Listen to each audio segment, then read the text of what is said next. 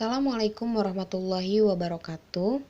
Halo, kembali lagi dengan Miss Fitri di kelas Seni Budaya kelas 8. Nah, kemarin kita telah mempelajari tentang menggambar model manusia yang objeknya itu berupa makhluk hidup seperti manusia, binatang, hewan, dan juga tumbuh-tumbuhan.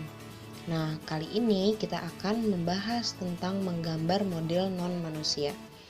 Menggambar model non-manusia ini, objeknya adalah alam benda atau gambar yang terdiri dari gabungan bentuk-bentuk dasar. Nah, bentuk dasar itu berupa persegi, persegi panjang, kerucut, tabung, segitiga, trapesium, dan lain-lain. Misalkan kita di sini punya gambar rumah. Nah, kalau dilihat-lihat lagi, rumah ini terdiri dari gabungan antara bentuk-bentuk dasar. Misalnya, ada di situ segitiga pada bagian atap, lalu persegi panjang pada bagian jendela, lalu persegi panjang juga di pintu, di garasi, dan lain-lain. Nah, itu dinamakan dengan menggambar model non manusia. Nah, contoh lagi nih, ada gambar mall atau apartemen. Nah, kalau dilihat lebih teliti, kita akan menemukan bentuk-bentuk dasar yang ada di dalam gambar ini, seperti tabung, juga ada balok, ada kubus, dan lain-lain gitu ya. Jadi yang dinamakan menggambar model non manusia adalah alam benda, bukan yang makhluk hidup. Hari ini kita akan membahas 3 yang akan menjadi pembahasan pada subbab ini.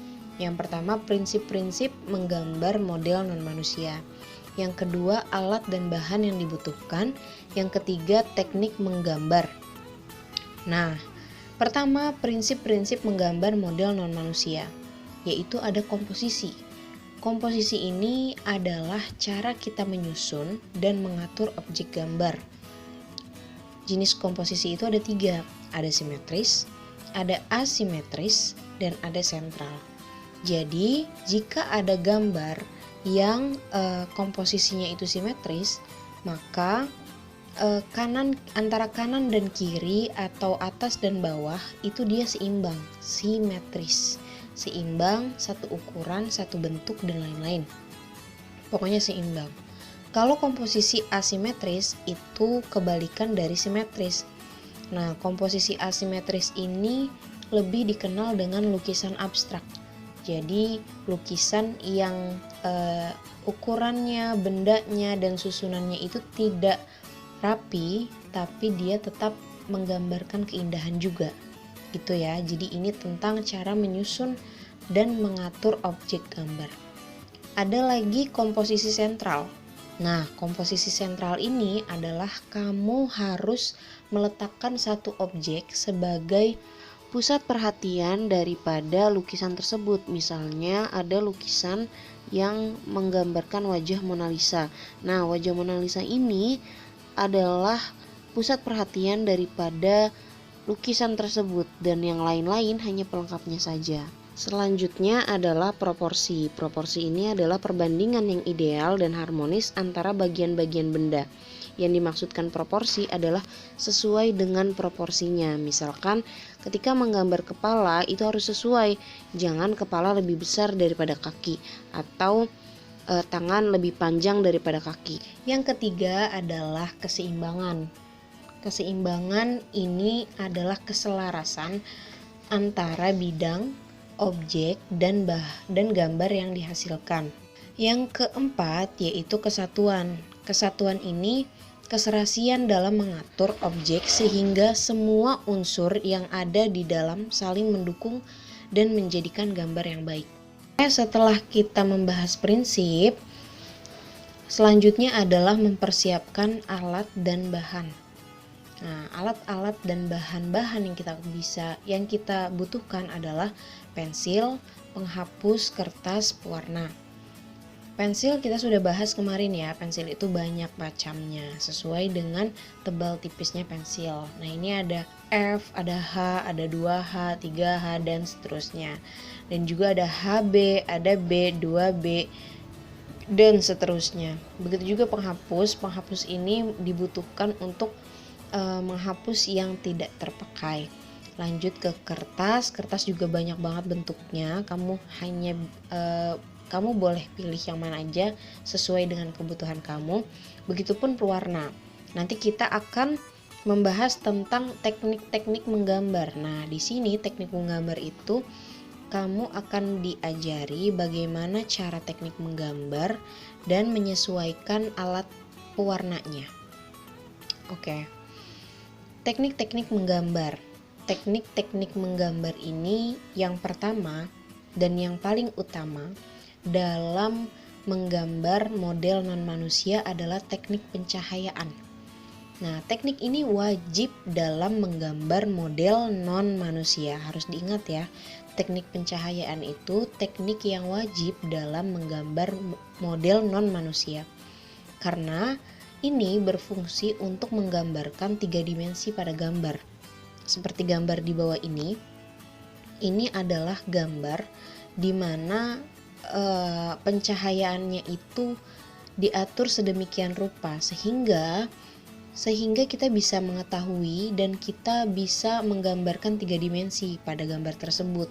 Jadi semakin terang maka warnanya semakin terang, semakin gelap maka warnanya semakin pekat. Dan semua teknik yang akan disebutkan di bawah ini pasti menggunakan teknik pencahayaan. Yang pertama teknik arsir. Nah, teknik arsir ini biasanya menggunakan pensil, spidol, krayon, dan lain-lain. Nah, hasil gambarnya dia ini lebih kasar daripada teknik Dussel. Gitu ya, terlihat kan arsiran-arsirannya. Dan ini juga perlu penekanan jika di bidang-bidang yang gelap, maka penekanannya harus lebih tebal arsirannya. Kalau misalkan di tempat-tempat yang terang terkena sinar matahari, seakan-akan terkena sinar matahari gambarnya, maka arsirannya itu lebih tipis agar warnanya lebih terang. Seperti itu. Yang kedua, teknik menggambar dengan menggosok atau Dussel. Nah, sebenarnya ini adalah teknik arsir yang digosok. Jadi dia lebih terlihat halus dibandingkan dengan teknik arsir. Seperti pada gambar di bawah ini. Nah, ini juga mengandung teknik pencahayaan yang baik. Karena semakin dia berkurang cahayanya, semakin dia gelap. Semakin dia terang pencahayaannya, maka semakin pudar warnanya atau semakin terang atau semakin tipis gitu ya. Lalu selanjutnya adalah teknik menggambar dengan menggunakan titik atau pointillis. Namanya teknik titik atau pointillis. Nah, ini mirip dengan teknik arsir, tapi dia bukan di arsir tapi di titik-titik gitu. Semakin rapat titik-titiknya, itu berarti warnanya semakin gelap atau semakin kurang cahaya gitu. Dan semakin jarang-jarang titik-titiknya, maka semakin terang. Seperti itu ya. Ini sangat terlihat jelas. Selanjutnya adalah teknik-teknik blok atau siluet. Nah, kamu pasti pernah lihat gambar di bawah ini, ya kan? Yang mirip-mirip ini. Nah, ini adalah teknik dengan blok atau siluet. Jadi objeknya itu diwarnai hitam semua, sehingga dia hanya fokus pada bentuk, gitu. Tidak fokus kepada detail karena semuanya berwarna hitam, makanya dia disebut blok atau siluet. Nah, selanjutnya adalah teknik akuarel. Aqua itu artinya air. Nah, makanya teknik ini menggunakan media cair sehingga warna lukisan tersebut transparan. Lanjut ke teknik linear. Teknik linear ini yaitu teknik menggambar dengan membentuk dengan goresan garis. Nah, seperti di bawah ini ya. Ini menggambarnya atau mewarnainya ini dengan garis gitu. Lalu teknik plakat. Nah, teknik plakat ini kebalikan dari teknik akuarel.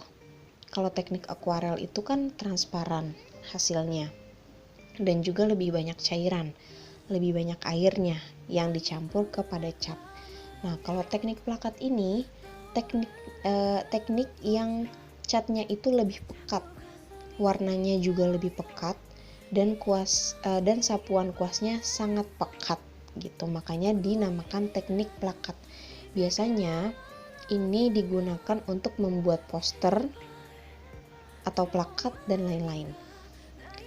Lalu selanjutnya teknik sketsa.